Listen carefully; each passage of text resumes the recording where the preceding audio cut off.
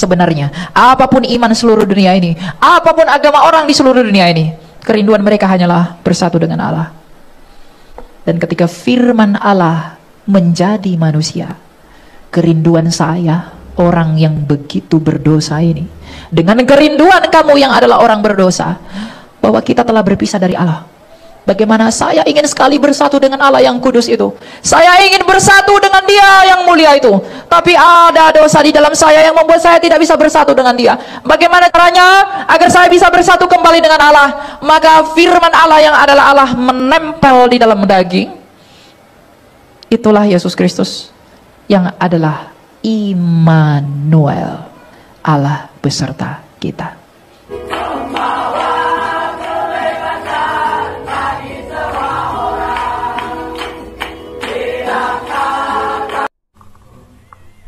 Ya, shalom. Shalom. Ini Yud tapi suaranya kayak orang tua ya. Shalom. Oke, puji Tuhan. Saya berangkat dari Jakarta jam 11 dan sampai di sini jam 1.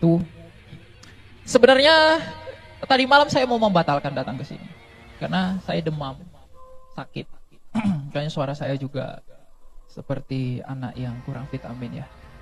Jadi puji Tuhan kita dapat ketemu di tempat ini. Dan ini adalah waktu pertama kalinya saya di kota ya, Cirebon ya. Kota yang luar biasa dan ternyata banyak orang Kristen di sini. Dan puji Tuhan semakin bertambah jumlahnya buat kemuliaan Allah.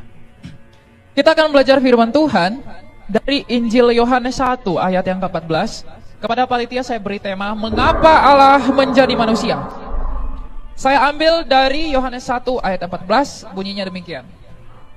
Firman itu telah menjadi manusia dan tinggal di antara kita, dan kita telah melihat kemuliaannya, yaitu kemuliaan sebagai anak tunggal Bapa, penuh anugerah dan kebenaran. Sekali lagi, firman itu telah menjadi manusia dan tinggal di antara kita, dan kita telah melihat kemuliaannya, yaitu kemuliaan sebagai anak tunggal Bapa penuh anugerah dan kebenaran. Anak-anak muda, karena ini adalah ibadah anak-anak muda, sekalipun ada beberapa orang tua yang kita kasihi hadir di tempat ini, kita akan belajar mengapa Allah menjadi manusia. Atau lebih tepatnya, mengapa firman Allah menjadi manusia. Mengapa firman Allah menjadi manusia adalah suatu panggilan yang ilahi kepada anak-anak muda untuk mengerti mengapa ia ada di dalam kemudaannya.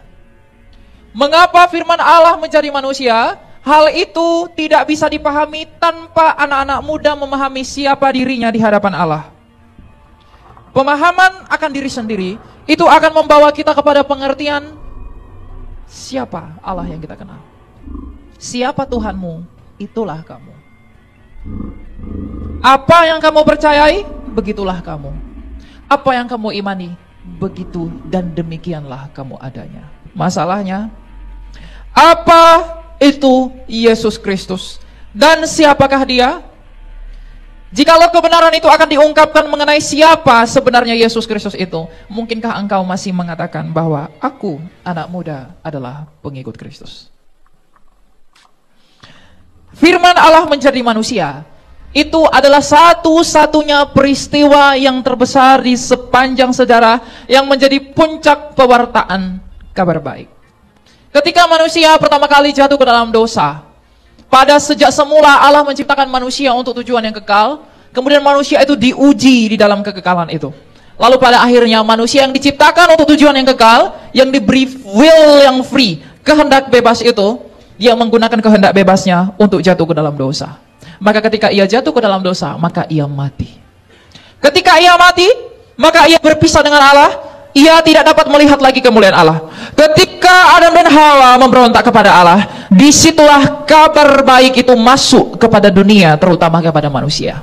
Anak manusia yang adalah Adam dan Hawa mendapatkan celaka yang terbesar. Karena apa? Ia tidak lagi bersatu dengan Allah, ia berpisah dengan Allah. Yang dengan demikian, maka semua keturunan manusia yang lahir dari perempuan yang adalah keturunan dan sedarah dengan Adam, itu terpisah dari Allah.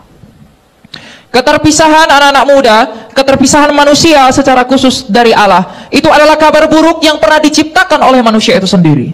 Tetapi sekalipun demikian, karena Allah itu adalah kasih, maka Ia menjanjikan satu hal kepada Adam dan Hawa, anak laki-laki. Yang dinantikan para nabi, yang dinantikan Adam dan Hawa, dan yang dinantikan semua nabi di perjanjian lama, itu bukanlah agama. Karena Tuhan tidak pernah memberi agama. Tuhan tidak pernah memberikan aturan-aturan tertentu yang harus diikuti agar kamu beroleh keselamatan. Tapi masalahnya, bagaimana caranya agar kamu memiliki hidup kembali sebagaimana sebelum manusia jatuh ke dalam dosa. Maka Ia hanya menjanjikan satu pribadi, anak laki-laki yang datang dari keturunan perempuan. Dan 2000 tahun lalu lahirlah anak laki perempuan, ibunya dari Yehuda, ayahnya dari Yehuda, ia sendiri dari Nazaret, bernama Yesus Kristus dari Nazaret. Maka ketika anak laki-laki itu lahir, ia menggenapi seluruh hukum para nabi. Ia menuntaskan semua tuntutan hukum Taurat. Ia menjadi takluk dengan maksud takluknya kepada Bapa. Ia menjadi taat agar ketidaktaatan Adam ditaklukkan oleh ketaatan Kristus. Ketidaktaatan Adam, pelanggaran Adam itu ditaklukkan oleh ketaatan Yesus Kristus. Maka ketika ia taat kepada Bapaknya sampai mati di atas kayu salib, itu menjadi Injil, kabar baik bagi semua manusia. Kabar baiknya adalah, Rasul Paulus berkata, kabar buruknya Rasul Paulus berkata, oleh karena ketidaktaatan satu orang, kita semua telah berdosa. Tapi oleh karena ketaatan satu orang yang lain, yang bernama Yesus Kristus, maka kita dibenarkan. Inilah tujuan mengapa firman Allah menjadi manusia. Firman Allah menjadi manusia itu tidak ingin memberikan kamu sebagaimana yang dunia pandang. Karena kerajaan Kristus bukan kerajaan dari dunia ini. Firman Allah menjadi manusia bukan seperti apa yang dipikirkan oleh para filsuf-filsuf dari Yunani. Firman Allah menjadi manusia bukan seperti yang dimaksudkan oleh dewa-dewa Tionghoa. Firman Allah menjadi manusia tidak seperti yang dipikirkan oleh dewa-dewa Roma. Dan tentu saja tidak seperti yang diinginkan oleh dewa-dewa dari Arab dan Mesir. Tapi firman Allah menjadi manusia itu adalah bukti kesetiaan Allah kepada Adam dan Hawa dan ke seluruh para nabi di perjanjian lama, yang dengan cara itu, satu-satunya melalui cara itu, Allah bisa menyelamatkan saya dan kamu. Jadi firman Allah menjadi manusia bukan hanya sekedar dogma atau iman kekristenan yang tidak berarti, tapi firman Allah menjadi manusia itu adalah bukti bahwa Allah itu peduli kepada setiap ciptaannya, sekalipun ciptaannya yang adalah saya dan kamu telah rusak. Kalau kita mengerti mengapa firman Allah menjadi manusia, untuk menyelamatkan manusia, untuk membantu manusia, untuk menolong manusia dari kerusakannya di hadapan Allah, maka apa yang perlu kamu lakukan? Apalagi anak-anak muda, apa yang perlu kamu lakukan? Ada satu naskah yang paling agung dalam kitab suci, firman itu telah menjadi manusia. Pernahkah kamu memikirkan ini? Apa artinya? Pernahkah kamu membayangkan apa misteri di balik mengapa firman Allah menjadi manusia? Pernahkah kamu tahu? Pernahkah kamu paham mengapa firman Allah menjadi manusia? Kalau kamu tidak mengenal dirimu, kamu tidak akan tahu mengapa firman Allah menjadi manusia. Tidak ada alasan saya terlalu muda, saya tidak mengenal diri saya. Sejak di kandungan pun kamu sudah berdosa. Maka kamu sepatutnya sudah mengenal siapa dirimu. Tanpa pengenalan akan siapa engkau, engkau tidak akan bisa memahami firman Allah yang telah menjadi manusia.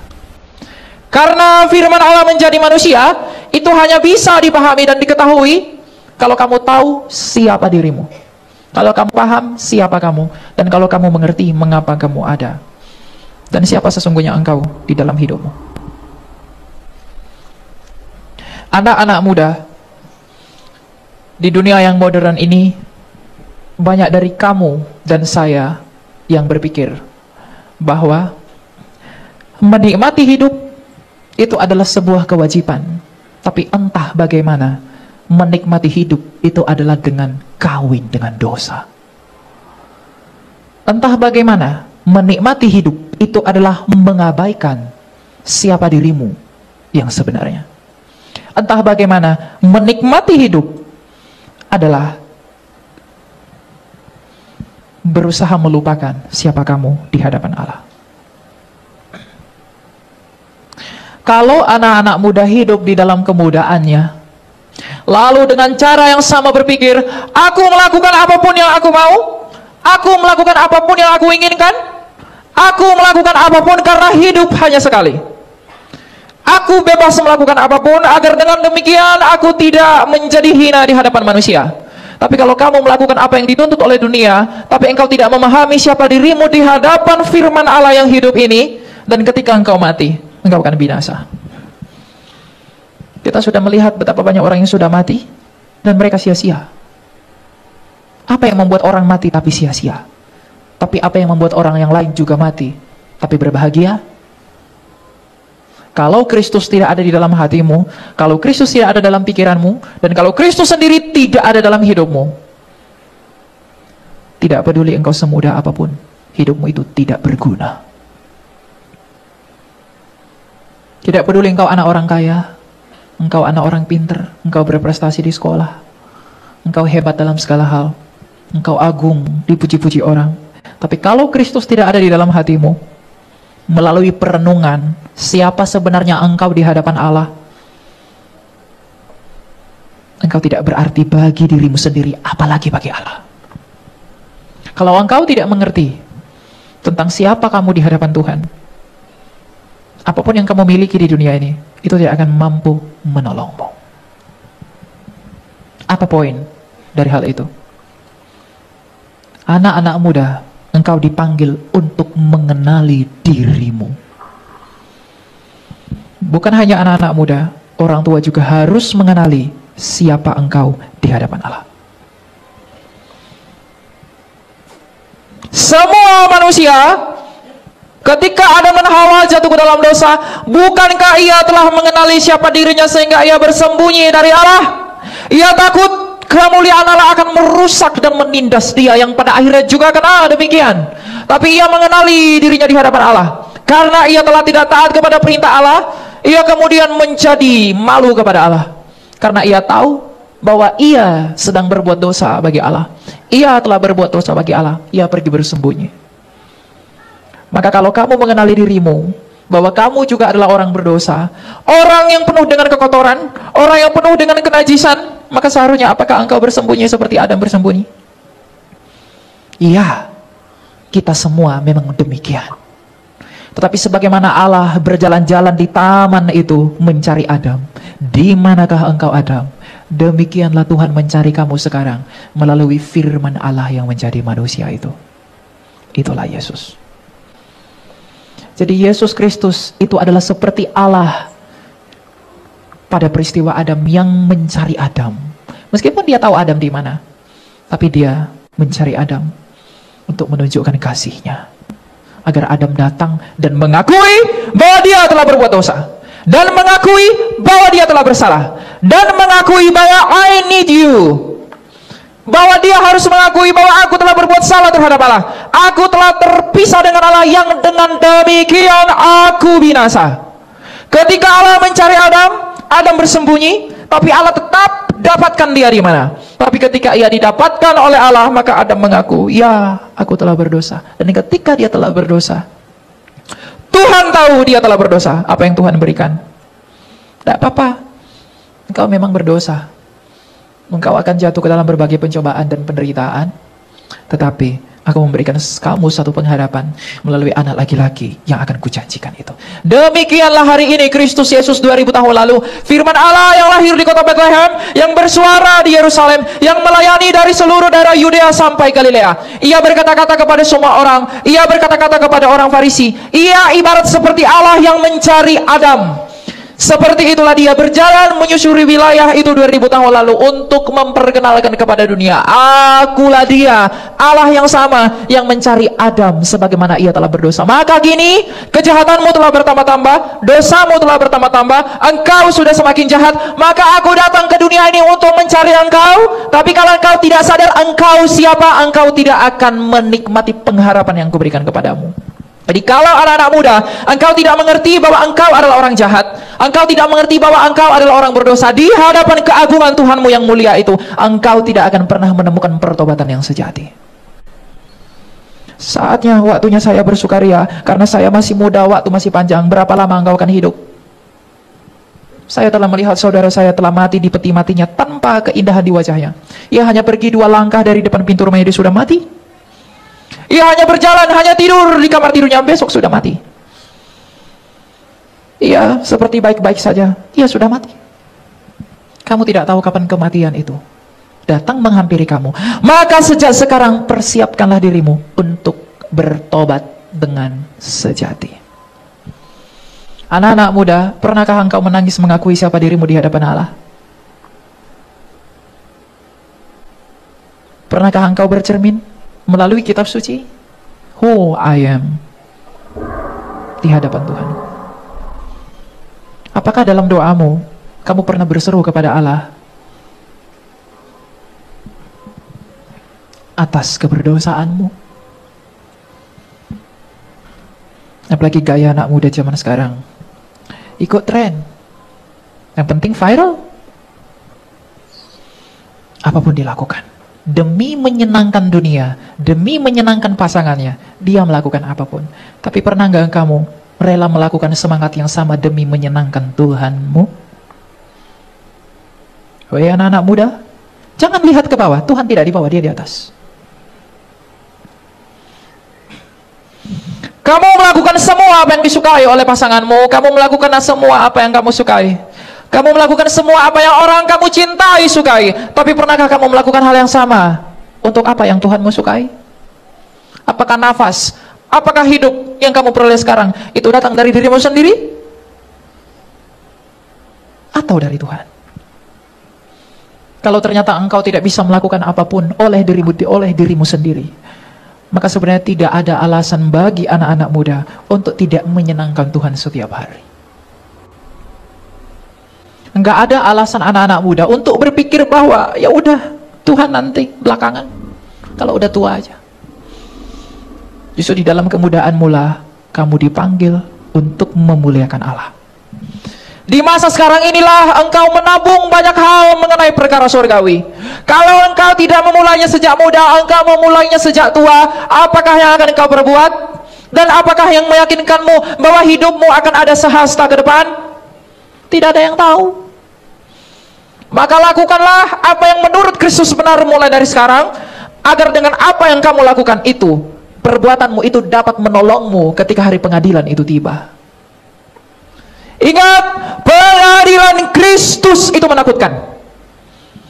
Apa yang kamu bisikkan di kamar tidurmu itu akan diumumkan dari atap rumah. Apa yang kamu ketik dari smartphone-mu itu akan dibukakan ke seluruh dunia. Berhati-hatilah anak-anak muda dengan apa yang kamu pikirkan, apa yang ada dalam hatimu, dan apa yang sedang kamu lakukan. Karena dengan cara dan dengan hal yang demikian, engkau akan dibenarkan atau dituntut oleh hakimmu yang mulia itu. Tidak akan ada satu orang pun dari zaman Adam sampai Maranatha, tak akan ada satu manusia pun yang sanggup berdiri di depan pengadilan Kristus itu. Apakah yang akan kamu katakan di hadapan pengadilan raja yang tak berkebinasaan itu?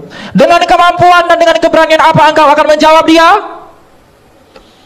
Berkaca kepada apa yang sedang kau lakukan sekarang. Pikirkan apa yang sedang kau lakukan sekarang, agar engkau setidaknya tidak takut kepada pengadilannya yang mengerikan itu. Sebagaimana orang-orang yang berdosa dan orang-orang fasik yang telah mati, yang tidak mau bertobat, maka ia begitu malang. Karena pada akhirnya ia mengumpulkan banyak hal, ia mendapat pujian dari manusia, ia diperlakukan hebat, ditreatment dengan luar biasa oleh saudara-saudara sebangsanya. Tapi ketika ia mati, ia kehilangan semuanya itu, dan itu tidak dapat menolong dia. Pada saat itulah jiwanya sungguh malang.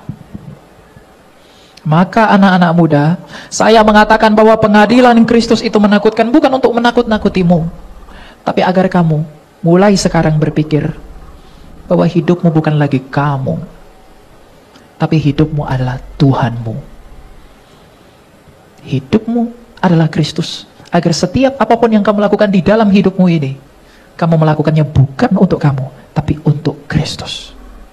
Mau kamu tinggal di kota, mau kamu tinggal di pelosok, mau kamu orang kantoran, mau kamu orang apapun yang kamu lakukan, apapun yang kamu cita-citakan, apapun yang kamu harapkan, apapun yang kamu mimpikan, alaskan dan bangunlah semua yaitu di atas batu karang yang teguh, yang tak lain adalah Yesus Kristus. Agar kamu tahu, ketika kamu meletakkan pondasi dan aras rumahmu dengan benar, agar kamu tahu kemana itu akan didirikan, bagaimana itu akan didirikan, kokoh atau tidaknya itu. Tanpa iman yang kuat, tanpa kebenaran yang hakiki di dalam Kristus Yesus melalui kesaksian kitab suci dan para rasul, engkau tak akan dapat berbuat apa-apa. Sebenarnya, apapun iman seluruh dunia ini, apapun agama orang di seluruh dunia ini, kerinduan mereka hanyalah bersatu dengan Allah. Dan ketika firman Allah menjadi manusia, kerinduan saya, orang yang begitu berdosa ini, dengan kerinduan kamu yang adalah orang berdosa, bahwa kita telah berpisah dari Allah.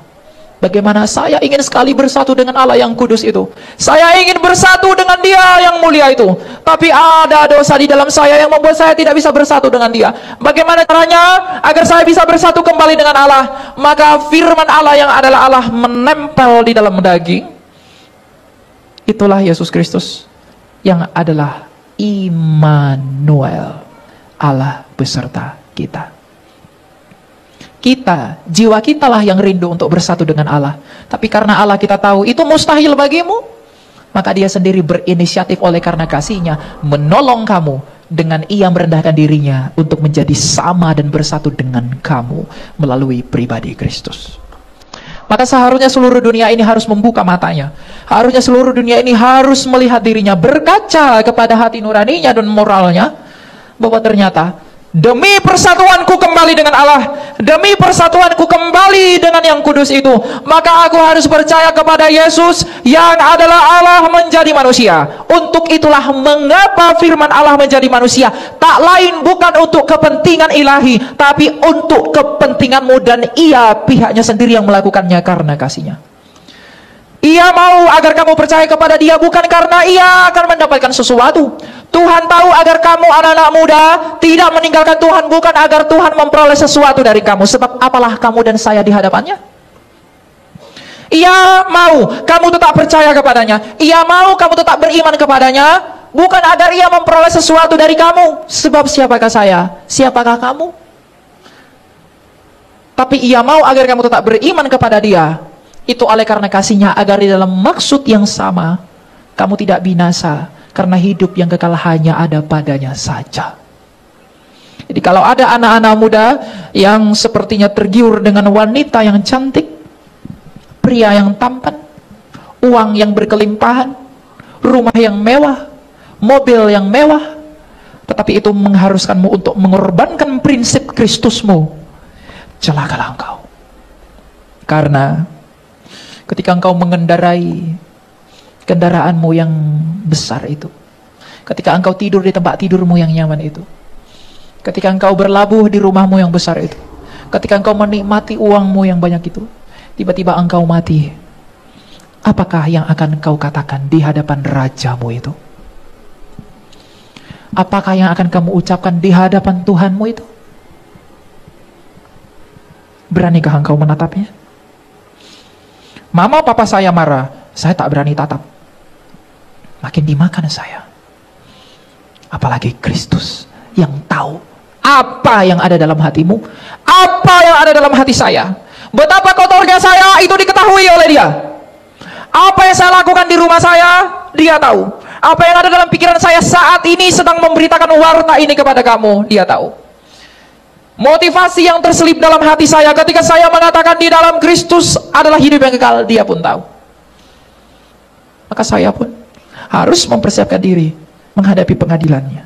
Karena ketika tiba giliran saya untuk diadili, maka tidak ada yang tersembunyi di hadapannya. Maka untuk hal yang serupa, apakah kamu sudah mempersiapkan dirimu? Saya tahu banyak anak-anak muda tidak peduli pada hal ini. Tapi kalau kamu tidak peduli pada hal ini, saya tidak menghakimi kamu. Saya tidak akan memperkatakan sesuatu tentang kamu. Tapi kalau kamu tidak peduli pada hal ini, kamu akan terkejut ketika Tuhan menghardikmu. Banyak anak-anak muda, mau di tempat ini, maupun di sosial media, ketika saya memperkatakan tentang supremasinya Kristus, eksklusivitasnya Kristus, mengapa harus Yesus, mengapa kita harus percaya kepada Dia, banyak orang yang menganggap itu remeh. Allah, nggak usah didengar. Iya aja. Tapi tidak mau merenung. Orang-orang yang seperti itu adalah orang-orang yang tidak merendahkan dirinya di hadapan Allah. Dan orang-orang yang tidak rendah hati. Karena ia tidak tahu bahwa hidupnya sekarang ini, sehingga ia mampu berkata, aduh, tidak penting itu. Itu adalah kasih karunia Tuhan. Saya hidup di tempat ini, bisa berdiri di depan kamu, itu bukan karena saya hebat di mata siapapun. Tapi karena hari ini Tuhan berikan saya satu napas, agar saya bertobat, mencari Dia, melayani Dia. Saya tidak layak untuk tepuk dada. Sekalipun saya melayani kamu, lalu saya merasa lebih baik dari kamu, saya tidak layak untuk itu. Karena saya ada hari ini, bukan untuk memuliakan saya, tapi hari ini adalah pertobatan yang baru. Hari ini pencarian akan Allah yang baru. Hari ini untuk mengetahui apa kemauan Allah di dalam hidup saya yang masih diperkenankan. Jadi anak-anak muda, ingatlah bahwa hari yang bertambah itu bukan hanya tentang bagaimana cara saya mendapatkan pacar, bagaimana cara saya mendapatkan uang, bagaimana cara saya menambahkan aset, bagaimana cara saya membahagiakan ini begitu dan lain-lain sebagainya, tanpa memikirkan apakah saya sudah menguji diri saya, apakah saya sudah sungguh-sungguh bertobat, apakah saya sudah sungguh-sungguh percaya, apakah saya sudah sungguh-sungguh beriman kepada Tuhanku yang menyelamatkanku itu. Lakukanlah semuanya dengan kasih. Kamu takut kepada Allah, itu karena kasihmu kepada Allah. Sebab Kristus pernah bersabda, jikalau engkau mengasihi aku, engkau pasti melakukan perintahku. Apa perintah Tuhan? Kasihi Allahmu, kasihi sesamamu. Kalau kamu mengasihi Allahmu, tidak mungkin engkau lupa tentang Dia. Pacarmu saja tidak bisa kamu lupakan. Kerja video call, tidur sleep call, mandi pun tetap teleponan. Pacarku tidak bisa kulupakan. Kenapa kamu tidak bisa melupakan dia? Karena cintamu, bukan? Lalu mengapa kamu lupakan Tuhan? Kalau pacarmu tidak pernah kamu lupakan, kamu selalu mengingat-ingat dia dalam apapun yang kamu lakukan. Pernahkah engkau mengingat Tuhanmu pada posisi yang sama, wahai anak-anak muda? Pernahkah kamu memikirkan hal yang sama mengenai Tuhanmu? Apa yang Dia lakukan buat kamu? Kalau belum pernah, saya tidak menghakimi kamu. Tapi kalau belum pernah, maka jatuh cintalah sekarang. Tidak ada cinta yang lebih indah selain daripada mencintai Kristus. Percayalah, manusia pasti mengecewakanmu. Pacarmu yang kau belikan bunga, kau belikan rumah, itu bisa mengecewakanmu. Dia selingkuh, bisa. Wah, engkau cantik sekali, besok udah rusak. Engkau tampan sekali, ternyata ada simpanan satu lagi. Itu bisa mengecewakan. Tapi mencintai Kristus itu tidak akan pernah mengecewakan. Jadi kalau anak-anak muda engkau sadar bahwa mencintai Kristus itu tidak akan pernah mengecewakanku, mencintai Tuhan itu tidak akan pernah merugikanku, maka mengapa engkau menunda cintamu itu? Mengapa engkau tidak memunculkan cintamu itu? Mengapa engkau tidak memulai pekerjaan Dia pribadi yang kamu cintai? Sebab Kristus sampai hari ini bekerja bagimu, mensyafaatimu sebagai imam besar agung kita di hadapan Bapa kita. Lalu apakah yang kamu lakukan bagi Dia? Kalau Ia di dalam kegagalan itu telah bekerja bagimu, apakah budimu dari pekerjaan Allah? Bukan agar kamu diselamatkan, tapi sebagai bentuk cintamu kepada Dia. Bagi anak-anak muda, apakah ini berat buatmu? Nah, yang banyak anak muda nih. Apakah ini berat buat kamu? Apakah berat mencintai Tuhanmu sendiri? Oh, nggak ada jawaban, berarti berat. Tapi kalau saya tanya buat perempuan-perempuan muda, apakah kamu mencintai Lee Min Ho? Kalau buat cowok mungkin Lisa, Blackpink. Ketawa kan? Kenapa? Karena kamu mencintai Dia. Tapi ketika saya bertanya, apakah kau mencintai Kristusmu? Kenapa kita diam? Apakah berat mencintai Tuhan kita? Apakah berat? Siapa yang bilang tidak berat? tunjuk tangan. Siapa yang bilang berat? Wah, lalu yang nggak tunjuk tangan ini apa? Ya, mencintai Tuhan, berat atau tidak berat, itu tergantung seberapa dekat kamu dengan Dia. Ada suatu quote, saya lupa dari siapa. Ada anak kecil bertanya kepada orang tuanya, mengapa pesawat itu begitu kecil sekali?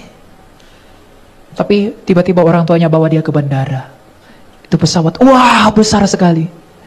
Ternyata besar atau kecilnya tergantung seberapa dekat kamu dengan Dia. Hidup ini berat sekali. Kenapa berat sekali? Saya begini, begitu. Kau mengeluh setiap hari. Engkau marah-marah, kenapa Tuhan begini? Tapi kau tidak sadar bahwa engkau jauh dari Dia. Kau menuntut Tuhan atas apa yang Tuhan tidak lakukan. Tapi kalau kamu dekat dengan Dia, kamu selalu mengingat namanya, kamu hidup bersama Dia, sekalipun kamu di lembah yang kelam, banyak musuh yang mengintai kamu, itu semua terasa ringan. Jadi anak-anak muda, kalau hidup ini berat, hidup ini begini, solusinya hanya satu, datang kepada Tuhan. Jangan telepon pacarmu, dia akan nambahi kesusahanmu. Jangan telepon reservasi tempat-tempat yang tidak benar. Itu hanya akan mengeluarkan duitmu, buat kamu berhutang dan lain sebagainya, tambah kesusahanmu. Tapi pergi ke kamarmu, berdoalah, akui dosamu. Saya selalu menekankan, akui dosamu. Sekali lagi, akui dosamu. Karena cara kamu agar menang dari iblis yang membelenggu kamu, hanyalah mengakui dosamu. Kalau kamu tidak mengakui dosamu, engkau tidak akan pernah menang dari iblis. Masalah, aduh saya puasa, iblis enggak makan. Oh, saya pintar, saya tahu kitab suci. Iblis juga pakai kitab suci, coba Yesus. Tapi satu hal yang tidak iblis punya adalah kerendahan hati. Makanya anak-anak muda, entah berapa tahun pun kalian, saya masih 21. Ada di sini yang lebih muda? Jangan ragu-ragu, saya tidak akan makan kalian. Ya, banyak yang masih muda ya. Kalau kalian masih lebih muda, belajarlah untuk merendahkan dirimu dan mulai dewasa secara rohani. Agar apa? Banyaknya masalah di dunia ini itu beragam, tapi solusinya satu. Kalau kamu sudah matang, kalau kamu sudah kuat secara rohani, apapun keadaan hidupmu, apapun masalah yang ada di depanmu yang menentukan hidup kamu, itu gak akan mempengaruhi perjalanan imanmu. Sekali lagi saya katakan, akui dosamu di hadapan Allah. Wahai anak-anak muda, coba kamu ambil waktu, kamu berdoa, kamu renungkan, kamu siapakah saya di hadapan Allah? Siapakah saya di hadapan Tuhan? Layak enggak saya di hadapan Tuhan? Makanya saya bilang, tanpa pengenalan akan dirimu sendiri, engkau tidak akan mengerti siapa Allah. Tanpa memahami siapa dirimu di hadapan Allah, engkau tidak akan paham betapa besarnya kasih Allah itu. Mungkin gak kamu tahu betapa hebatnya seorang dokter kalau kamu tidak pernah sakit? Mungkin gak kamu tahu betapa enaknya air putih itu kalau kamu tidak pernah kehausan? Dan kamu pun tidak akan pernah tahu betapa nikmatnya dan sejahteranya pengampunan Tuhan kalau kamu belum dan tidak pernah mengakui dosamu. Akui itu. Karena itu adalah satu-satunya cara agar kamu menang di hadapan setan. Kalau kamu tetap mengikatnya terus, kamu hidup di dalamnya terus. Jangan seperti gadis yang bodoh itu, tidak akan beroleh apa-apa. Ini bukan permainan, ini bukan pidato. Saya tidak sedang berpidato untuk menyenangkan hatimu.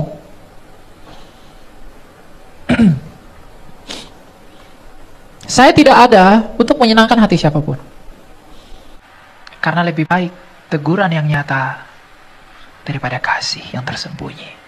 Karena ada yang tertulis dalam kitab suci, barang siapa yang kukasihi, ia aku hajar dan kutegur. Kalau kamu sungguh-sungguh mengasihi Kristus, engkau pasti menerima koreksi. Engkau pasti menerima teguran Allah. Engkau pasti menerima hajaran Allah. Bukan agar engkau semakin rusak di dalam hal itu, tapi agar kau semakin mengerti siapa dirimu di hadapan Allah. Agar kamu mengerti siapa kamu di hadapan Tuhan. Tanpa mengenali siapa dirimu, engkau tidak akan mengerti siapa Allah. Kasih Allah itu hanya kamu rasakan kalau kamu menyadari siapa kamu yang dikasihi oleh Allah itu. Jadi anak-anak muda, dengarkanlah hal itu. Bahwa hidupmu sekarang bukan lagi tentang kamu, tapi hidupmu sekarang adalah tentang bagaimana Kristus itu berkarya di dalam kemudaanku. Dan tidak hanya berhenti di situ, tapi tentang apa yang bisa kamu lakukan di dalam kemudaanmu untuk kemuliaan Tuhanmu itu. Ini saatnya anak-anak muda itu bekerja. Karena sekarang adalah masa transisi di mana anak muda ada yang lain-lain. Kalau dia digunakan untuk tujuan yang lain, aduh dia akan lain sekali. Tapi kalau digunakan buat Tuhan, dia akan militan sekali buat Tuhan. Tapi tergantung cintamu dibentuk untuk apa dan oleh karena apa. Kalau cintamu dibentuk oleh karena dunia, engkau akan menjadi milik dunia dan engkau akan kehilangan Allah. Tapi kalau cintamu dibentuk oleh karena batu karang yang teguh, engkau akan berhadapan dengan Allah sendiri. Untuk memuji, mengagungkan dan memuliakan nama Allah. Karena ingatlah bahwa hidupmu bukan tentang kamu lagi. Ingat sekali lagi anak-anak muda, hidupmu bukan tentang kamu lagi. Tapi hidupmu sekarang adalah bagaimana kamu berterima kasih kepada Allah atas satu hari yang baru. Karena sudah selayaknya sehari sebelum sekarang ini saya harus sudah mati karena dosa saya. Tapi saya ada pada saat ini di tempat ini karena anugerah yang baru, pertobatan, pertobatan, pertobatan. Jadi bertobatlah, carilah Allah selama ia berkenan untuk ditemui. Kalau ia sudah tidak lagi berkenan ditemui, apa yang bisa kamu lakukan? Apa yang akan bisa kamu katakan? Apa yang akan bisa kamu ikrarkan? Apapun yang kamu bawa ke hadapan Allah, tapi engkau menolak kerendahan hatimu, engkau tidak memiliki kerendahan hati untuk mengakui siapa engkau di hadapan Allah, itu tak akan berguna. Oleh karena itu, anak-anak muda, semangatmu jangan tua, tapi biarlah semangatmu muda untuk memuji dan memuliakan, dan tidak hanya itu, tapi melakukan perintah Allah. Agar apapun yang kamu lakukan, kemanapun kamu nanti akan pergi, seperti botol di atas air yang mengalir kemanapun ia dibawa pergi. Kemanapun engkau akan dibawa pergi oleh tujuanmu, itu tetap dibawa akhirnya kepada Kristus. Apa yang kamu miliki saat ini, apa yang kamu punya saat ini, mau kamu cerdas, mau kamu kaya, mau kamu kuat, orang tuamu berpangkat, apa segala macam, engkau tidak layak bermegah untuk itu. Tapi engkau harus menggunakan itu sebagai alat untuk tujuanmu yang akhir, yang adalah Tuhan Yesus Kristus sendiri. Agar ketika engkau bertujuan kepada Dia, engkau datang kepada Dia, engkau mengakhiri segala sesuatu dan berujung kepada Dia, engkau tidak kehilangan nyawamu, tapi engkau meletakkan dirimu, memberikan jiwamu kepada kepastian sebagaimana Kristus telah bangkit dari kematian, yang akan kita rayakan di Paskah nanti.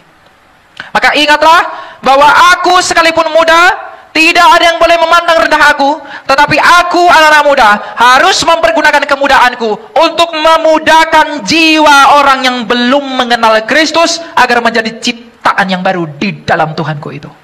Itu semangat yang harus anak muda punya. Kalau kamu membawa orang mari ke klub malam, mari lakukan ini, mari lakukan itu, filsafat yang kosong, pikiran yang sia-sia, apa yang kamu peroleh dari itu? Apa yang kamu dapatkan dari itu? Anak-anak muda sekarang entah bagaimana, tidak punya sopan santun kepada orang tua. Karena saya pun pernah begitu. Saya menyadari, kenapa teman-teman saya, cara bicara ke orang tua, cara bicara ke sesama temannya, sama. Karena filsafat yang kosong, itu udah mulai menghantui semua orang. Maka jagalah dirimu, ujilah dirimu, agar kamu tahu, kamu siapa di hadapan Allah. Ingat sekali lagi, firman Allah menjadi manusia. Mengapa firman Allah menjadi manusia? Karena firman Allah menjadi manusia, itu adalah inisiatif Allah agar kerinduanmu sebagai orang yang rusak, itu bisa bertemu di dalam Kristus. Karena kerinduan saya orang yang sangat berdosa ini, dan kerinduan kamu yang adalah juga orang berdosa, adalah bersatu dengan Allah. Dan untuk menjawab kerinduan itu, kerinduan kita orang berdosa, Ia memberi firman-Nya yang adalah Allah itu menjadi manusia, bersatu di dalam duinatul Kristus, di dalam pribadinya Dia, agar di dalam Dia engkau diperkenankan bersama-sama dengan Allah. Jadi firman Allah menjadi manusia, Allah menjadi manusia, itu adalah jawaban atas kerinduan jiwa semua keturunan Adam dan juga anak-anak muda. Anak-anak muda tidak ada nggak keturunan, tidak ada keturunan Sutarno, semua keturunan Adam. Jadi kalau kamu tahu kamu keturunan Adam, engkau tahu bahwa aku ingin kembali bersama Allah. Aku mau bersatu dengan Allah. Aku mau hidup seperti Allah, menjaga kekudusan. Aku mau diperkenankan oleh Allah. Maka tuntunlah dirimu kepada Yesus Kristus dari Nazaret itu. Tuntunlah jiwamu untuk sungguh-sungguh percaya kepada Dia. Arahkanlah hatimu dan pikiranmu, arahkanlah harapanmu dan dambaan jiwamu untuk datang kepada perendahan sebagaimana Kristus telah merendahkan dirinya, agar di dalam Dia engkau dilayakkan, engkau dipulihkan, dan tidak hanya itu, engkau mendapatkan apa yang diinginkan oleh jiwamu, persatuan dengan Dia. Karena tanpa hal yang demikian, kamu binasa. Dan kalau engkau berusaha mencari persatuan dengan Allah di luar Kristus, lihatlah dewa-dewa orang Yunani, lihatlah dewa-dewa orang Tionghoa, lihatlah dewa-dewa orang Arab, orang Mesir, dan orang Romawi. Di manakah mereka sekarang? Semuanya mati. Mereka tidak bisa memberikan apapun kepada dunia ini.